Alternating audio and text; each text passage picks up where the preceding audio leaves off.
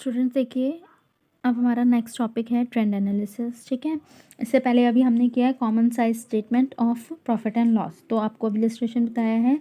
उसी तरीके से आपके और जो क्वेश्चंस हैं वो होंगे, ठीक है ना। जो पीछे प्रैक्टिकल क्वेश्चंस हैं वो मैं आपको करके सेंड करूँगी।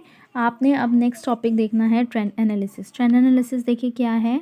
The word trend means future possibilities. Trend मतलब क्या होता है? फ्यूचर पॉसिबिलिटीज़, जो आगे आने वाली हमारी संभावनाएं हैं। ठीक है, an efficient management try to know the actual performance and also discover future prospects of the business. Management क्या है?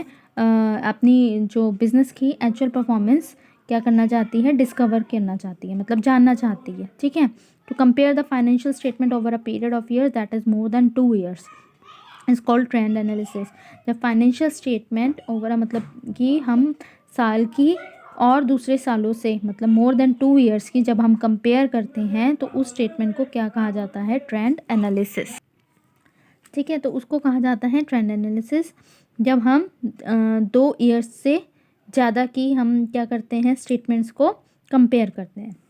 अब इसके बाद इसके ऑब्जेक्टिव्स क्या हैं ट्रेंड एनालिसिस के? To show operational efficiency of the business.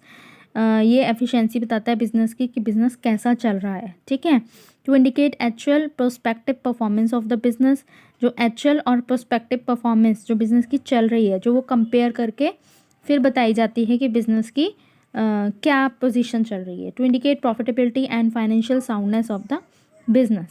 जो बिज़नेस की प्रॉफिटेबिलिटी है और फाइनेंशियल स्टेट जो उनकी साउंडनेस, मतलब किसके बिज़नेस के पास कितना पैसा, कितना फाइनेंस जो है अभी अवेलेबल है या नहीं है, या बिज़नेस कितना प्रॉफिट कमा रही है। तो ये सारी चीज़ें किससे हमें पता चलती हैं? Trend analysis. ठीक है, to assist in decision making. और इससे हम क्या कर सकते हैं? जब हमारी स्टेटमेंट्स कंपेयर करते हैं तो उसके अकॉर्डिंग हम अपने बिजनेस को लेके डिसीजंस जो हैं वो ले सकते हैं। ठीक है, इसके बाद है utility of trend analysis. Trend analysis क्या है? इजी मेथड है, हम इसको मतलब इजीली क्या कर सकते हैं? कैलकुलेट कर सकते हैं। और सेकंड है under trend analysis method mass complex accounting data are converted into percentages. जो बहुत ही कॉम्प्लेक्स अकाउंटिंग हमारे पास डाटा अवेलेबल होता है उसको हम क्या कर सकते हैं? परसेंटेज में चेंज करके ईजिली अंडरस्टैंड कर सकते हैं कि हमारा बिजनेस जो है वो कितना अच्छा चल रहा है, ठीक है, या लॉस में चल रहा है। तो उसके बाद क्या है? Third, there is less possibility of mistake. तो इसमें कम जो है मिस्टेक होने की कम पॉसिबिलिटीज़ होती हैं, क्योंकि इसमें क्या कर दिया जाता है? फिगर्स को परसेंटेज में चेंज कर दिया जाता है। ठीक है, और नेक्स्ट है trend analysis help in future forecast of various items. और ये हमारी फ्यूचर फॉरकास्ट में भी हेल्प करता है। ठीक है, on the basis of data of previous years, जितने भी हमारे प्रीवियस ईयर के डाटा हैं उनके बेसिस पे। ठीक है, तो ये है हमारी ये यूटिलिटी ऑफ ट्रेंड एनालिसिस। अब इसके बाद देखिए मेथड्स ऑफ ट्रेंड एनालिसिस, क्या क्या मेथड्स हैं इसके? Trend graph, trend percentage ratio. 2 methods हैं इसके, trend graph and trend percentage ratio. अब ट्रेंड ग्राफ क्या है? Trend refer to general tendency of the data. When this data is presented with the help of a graph it is called a trend graph.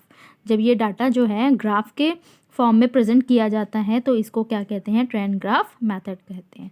ठीक है, in this method data relating to number of years is presented in one diagram।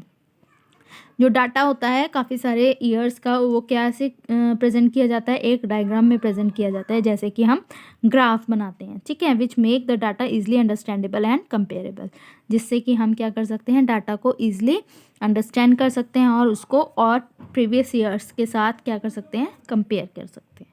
ठीक है, तो अब ये जैसे example देखिए, हमें ये दे रखा है, ये फिगर्स दे रखी हैं, मंथ्स दे रखे हैं कौन कौन से हैं, और प्राइस ये दे रखा है, Wipro price, Nifty index price. ठीक है ना, ये दे रखा है हमें। तो हम इसका देखिए ग्राफ बना के हमें पता चल जाएगा कि हमारा जो बिज़नेस है वो कैसा चल रहा है। ठीक है, हम अपने बिज़नेस की जो फिगर्स हैं, जो डाटा है, उसको हम कंपेयर कर सकते हैं। तो इस तरीके से हम वो फिगर्स का इस तरीके से हम डाटा ग्राफ के थ्रू प्रेजेंट कर सकते हैं। ठीक है, नेक्स्ट है trend percentage ratio. Trend percentage analysis is a time series analysis to determine the trend of the financial data over a series of years.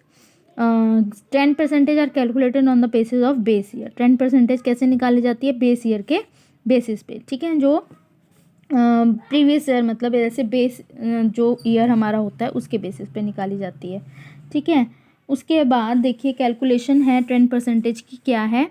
For calculating 10% first year में be taken as the base year. First year जो है हम base year लेंगे। Each item of the year is assume to be equal to 100, और हर item को हम क्या करेंगे? इक्वल टू 100 मानेंगे, और उसके बेसिस पे percentage of that item next year are calculate. तो इसका फॉर्मूला टाइप है, देखिए क्या है। 10% for a particular year is equal to absolute value of concerned year upon absolute value of base year, ठीक है। जो हमें एब्सोल्यूट वैल्यू कंसर्न्ड ईयर जिस ईयर की हमने निकालनी है, और हम फर्स्ट ईयर को बेस ईयर मानेंगे, तो उसको हम इसे डिवाइड कर देंगे और उसके बाद मल्टीप्लाई बाय 100, ठीक है। ये 10% फॉर अ पर्टिकुलर ईयर, ये हमारी 10% निकलती है इससे। जैसे देखिए एग्जांपल इसमें दे रखा है, सेल्स 10% हमने दे रखी है ये, जैसे तो हम इसको कैलकुलेट करेंगे 2011। फर्स्ट हमारा ईयर कौन सा है? 2011, तो इसको हम बेस ईयर मान लेंगे, ठीक है। अब इसके बाद 2012 का हमें निकालना है, तो फर्स्ट ईयर का जो 10% है वो हम 100 अज्यूम करेंगे। इसके बाद 2012 का देखिए 60,000 अपॉन 50,000 मल्टीप्लाई बाय 100, तो हमारी ये 10% कितनी आई है? 120% आई है। ऐसे ही 2013 का हम निकालेंगे तो 80,000 अपॉन 50,000 मल्टीप्लाई बाय 100, तो हमारी कितनी आएगी? 160 आएगी। ऐसे ही हम 2014 का निकालेंगे तो 70,000 अपॉन 50,000 मल्टीप्लाई बाय 100, तो 140 आएगी। इसी तरीके से हमारी क्या है 10% निकलती है, ठीक है। तो अब इसके बाद अब इसकी इम्पोर्टेंस देख लीजिए। 10% एनालिसिस इम्पोर्टेंस, फर्स्ट है comparative study. Trend analysis is of immense help in comparative study of different variables of financial statement of several years. इसमें हम क्या कर सकते हैं, मतलब कि फाइनेंशियल ईयर जितने भी और ईयर्स के फाइनेंशियल स्टेटमेंट्स हैं उनको हम क्या कर सकते हैं, उनकी कंपैरेटिव स्टडी, उनको कंपेयर कर सकते हैं अच्छे से, ठीक है। और direction of changes, trend clearly reflect the increase और decrease in the various facts of business from the past to the present और फ्रॉम ईयर टू ईयर। जो ट्रेंड है, जब हम इसकी परसेंटेज में इसको चेंज कर लेते हैं तो इसमें हमें क्या पता चलता है, जो हमारी बिजनेस का मतलब क्या है, इंक्रीज हो रहा है या डिक्रीज हो रहा है, ठीक है, from the past to the present. पिछले ईयर से लेके, प्रीवियस ईयर से लेके प्रेजेंट ईयर तक की जो हमें सिचुएशन है बिजनेस की, वो ईजिली पता चल जाती है, ठीक है। फिर है calculation of index number. This is a method which is most appropriate in calculating various numbers, index numbers.